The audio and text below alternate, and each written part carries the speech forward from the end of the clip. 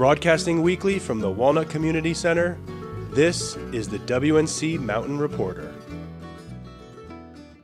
Hey y'all, I'm Sarah Scully, and welcome to the very first weekly broadcast of your WNC Mountain Reporter. We want to bring you the stories that you care about in an informative and caring way. So let's get started. The Hot Springs Resort and Spa has long been a destination for locals and visitors alike, a place of healing, relaxation, and connection with nature. The spa brought in more than 70,000 tourists each year and had over 40 employees, making it a cornerstone and driving force of the local economy. But after the unprecedented destruction of Hurricane Helene, most of the spa was left unrecognizable.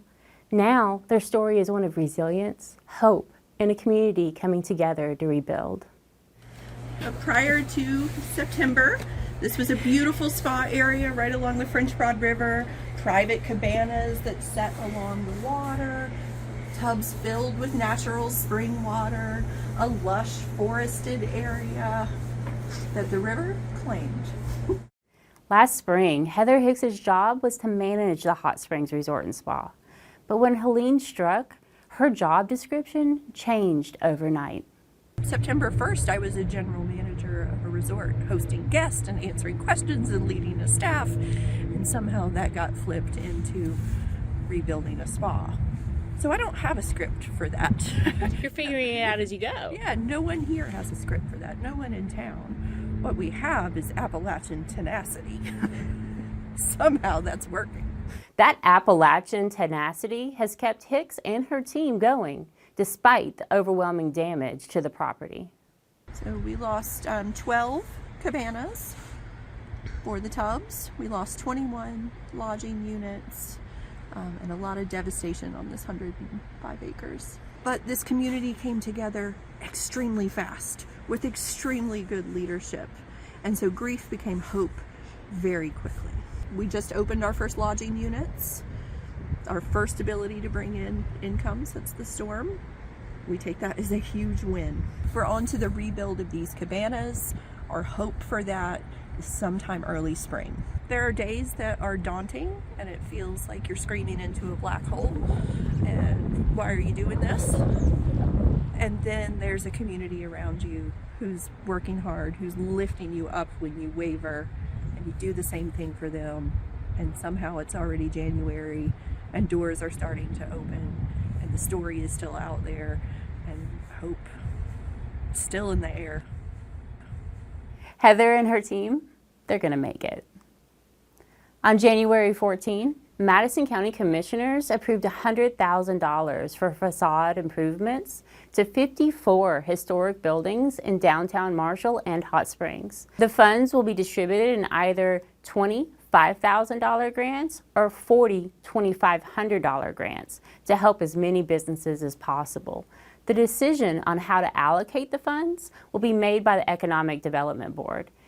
In addition, the county is partnering with Mountain BizWorks, which is donating $400,000 to businesses impacted by the Helene flood. The commissioners also announced progress on a new modular courthouse. FEMA is covering the $3.2 million cost, with temporary trailers arriving in February and the courthouse delivered by March 15th. The Resident Sessions is a powerful collection of live recordings featuring 35 regional musicians captured in the weathered shell of the old Marshall Jail. Recorded over 4 days following Hurricane Helene, the project represents a labor of love, grief, and resilience produced entirely by Western North Carolina artists. One of those artists, our own Pierce Edens, met me in downtown Marshall to discuss the album and the recording session.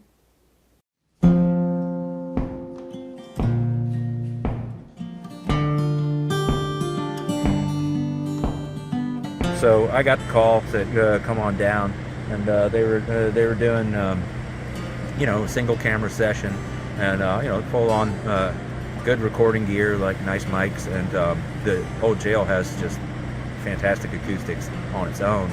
So we would just set up in there, and I did a song that I wrote about Marshall. In my mind, sometimes I buy a boat and I go out on the ocean. So it brings up a lot of different kinds of feelings, and those were all very present in singing in the shell of the old building, and making it a beautiful thing. Near to bother me, I slip into their water. We have a rich cultural history of music and songwriting here. It's real inspiring and real proud, and more than ever, to call Marshall home. Just sitting and listening to bells of Marshall ring.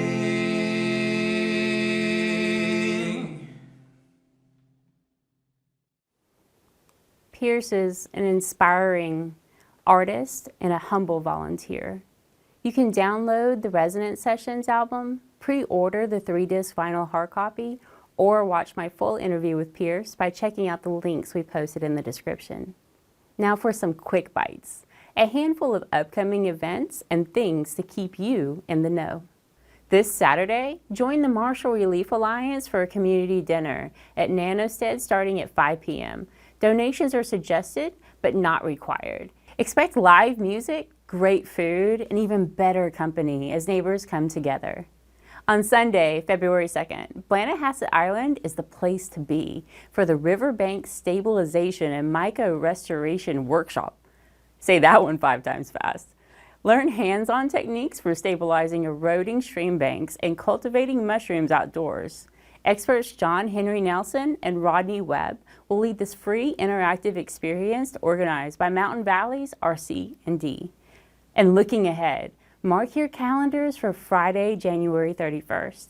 The Zuma Coffee Recovery fundraiser at Gray Eagle Music Hall in Asheville promises an unforgettable evening featuring local favorites, Pierce Edens, Pleasure Chest, Ashley Heath, and more. Doors open at 6 p.m. with the show starting at 7. Proceeds will help Zuma Coffee rebuild. We heard owner Joel might be emceeing the event. Mal's Bar in Marshall is hosting a free concert tomorrow, Wednesday the 22nd, from 5 to 9 p.m. Celebrating the recipients of Restring Appalachia's instrument program, the concert will feature old-time mountain music, early hillbilly country blues, country western, and folk tunes. This Friday, January 24th, a reception for a powerful art exhibition displaying work salvaged from Hurricane Helene will be held at the Weisenblatt Gallery in Mars Hill. The exhibition honors the survival of art and artists in Western North Carolina following the devastating floods of Helene. The show runs through February 6th. And now, onto the sport report. This past week in sports, the Madison Middle School wrestling squad defeated Mitchell on Wednesday night and will wrestle in the conference tournament later this week. On Friday night, the Madison High Lady Patriots defeated Owen in basketball, while the men's team upset Owen in a nail-biting 67-60 victory. Also this week, the Dance Dimension Studio All-Star Performance Team put together a stellar halftime routine to perform at local schools. They still have a few performances left, so I suggest getting tickets if you still can. Although the Madison Middle School basketball season finished up before the Christmas break, we'd like to give credit where it's due. Back in December, the boys basketball team finished as undefeated conference and tournament champions in the Western Highlands Middle School Conference. Also notable is that the girls team finished as runners-up in the tournament. Well done to all the young athletes. Now, this being our first broadcast, we focused on progress over perfection. We love to get your input as we move forward together. Do you know of something coming up? Want us to tell your story? Please tell us in the comments. On a personal note, Helene changed all of us. This tragedy brought out things we never knew we were capable of doing. This broadcast is to continue that feeling of our community coming together so strongly and so beautifully. So we just want to say thank you for watching WNC Mountain Reporter. And now, I'd like to leave you with a moment of Appalachian attitude. Thanks again for watching, and see you next week.